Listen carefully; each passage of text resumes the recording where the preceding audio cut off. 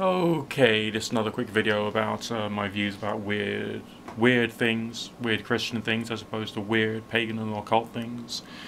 Again, through a comment on one of my videos, and the last one that I did, it says, Nick, what do you think about Freemasonry infiltrating Christianity? November the 27th, 1983. The Pope retracted all the papal bulls against Freemasonry and allowed Catholics to become members of secret societies without fear of excommunication. Wouldn't it be the end of true Christians and Christianity in a new world order?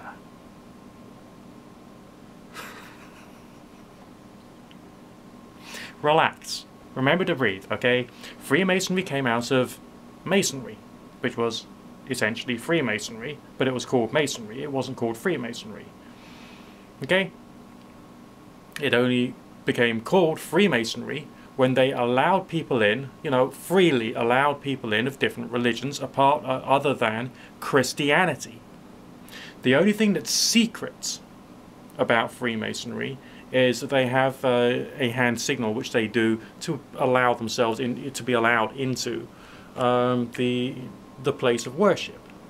All right, the lodge, the place of worship. Okay, and that's what it is. It's basically just a religious environment with people of different religions in it, who are all essentially participating in something which helps them to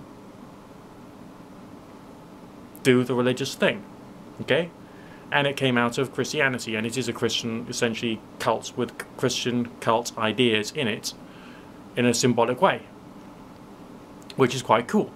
All right, but it's not pagan, it's not satanic, it's not a question of like, on Tuesday afternoon we'll do our normal service, and on Thursday afternoon, if it's raining, we'll execute some babies. I mean, there's none of that stuff. There's nothing satanic or weird about it. Just go to a library, pick up a few books about Freemasonry, and then you'll know all the secrets of Freemasonry. There aren't any secrets of friendly Freemasonry, apart from how you get into the lodge. And essentially, if you're already a member, then you'd be let in, wouldn't you? Because you probably have an identity stuff and all the rest of it. I don't know, but that was just a traditional thing going back to the old days when there wasn't any technology to be able to, identify yourself to get into a place. So it's a reference to a tradition, to history. It's not necessarily anything else. All right, and of course it's all.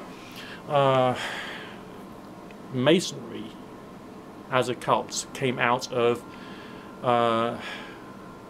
it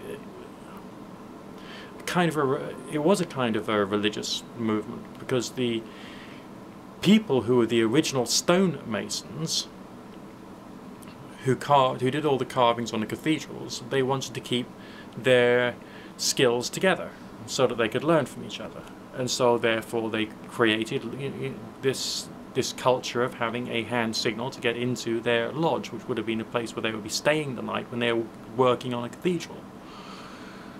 But that's all, and so now it's basically just like an upper class New Age Christian style religious group, and it's got lots of symbolism associated with things which are in other forms of mystery traditions. I mean, what people in the New Age world tend to forget is that they're essentially practicing a form of Judeo-Christian theology. I mean, that's why there's, the Hebrew letters are used, the Tree of Life is used, and all that kind of stuff. It's all from the same religious group, okay, originally. And all this talk of, New Age stuff, talk about soulmates and the rest of that comes out of Jewish thinking as well.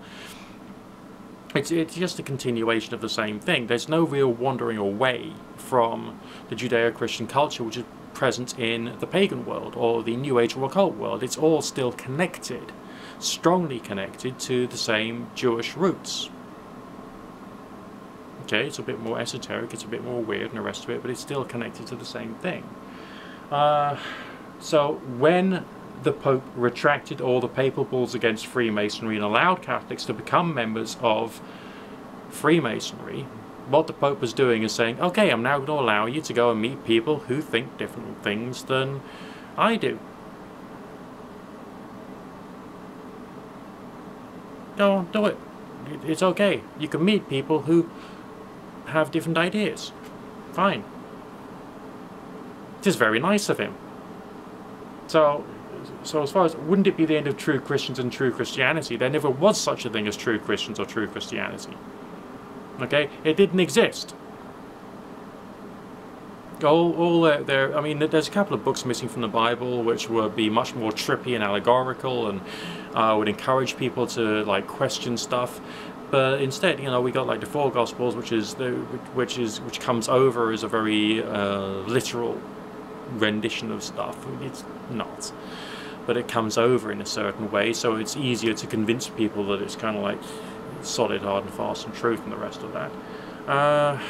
And then, of course, at the end you got the Revelations, which reads like an acid trip. The whole thing reads like an acid trip, but basically has a lot of very traditional Jewish symbolism in it, which you can only understand if you research the traditional Jewish ideas and symbolism and the rest of that, to be able to see it in a complete and clear understanding. Sorry, boys and girls, we're not in the end times. Just wanted to get that clear to you. As far as like the New World Order is concerned, yeah, I admit a certain number of years ago when I wasn't sleeping, I was staying up all night because I had to pay my bills and the rest of that, and I wasn't eating nourishing food, and I wasn't taking my vitamins and minerals, I got a bit paranoid and made the mistake of looking into all that conspiracy theory stuff, and I got pulled in. Strangely enough, I started eating healthy food, and I started like taking my vitamins and minerals and getting to bed at a reasonable time, and my concerns about like stuff kind of like went. Of course, you know, the more I firmed up my reasoning ability through watching various videos on logical fallacies and all the rest of that, that really helped me a lot. But this New World Order does not exist. The world is changing. The world is changing fast. We've got a change towards a different form of free market economics these days, which is making life a bit more complex for a lot of people. But there's also enough grassroots movements which could be adding to the dialogue, which could hopefully help people, to help, you know, governments and people to think in a bit more socially responsible way. Which might mean that things won't be as bad as some paranoid conspiracy theorists who haven't been sleeping all night and haven't been eating healthy food would like to believe. I mean, the whole world seems much easier when you've got a known enemy. The whole world seems much easier when you've got a feeling of a interpretation of truth which seems concrete, but it can only be that concrete if you stop asking questions, if you stop questioning the way in which you're thinking, if you stop thinking that maybe what you're thinking may be wrong. Because if you stop thinking that what you're thinking might be wrong, you become a dangerous person. You become a fundamentalist, essentially, because you've simplified everything to extremes. So, you know, carry on asking yourself questions about what you think about the way the world works. Ask me, by all means. It gives me an opportunity to make a video, and I can make some revenue which I can use to pay my council tax. I'm not ashamed of that. But ask yourself whether there's a possibility that you might be wrong. Okay? About all these things you're really passionate about at the moment. Relax. Remember to breathe. The world is big, the world is scary, the world is full of all kinds of weird things and all kinds of weird people. Trust me, it is. But it doesn't have to be frightening, or as frightening as you make it. It's gonna be okay. Keep cool.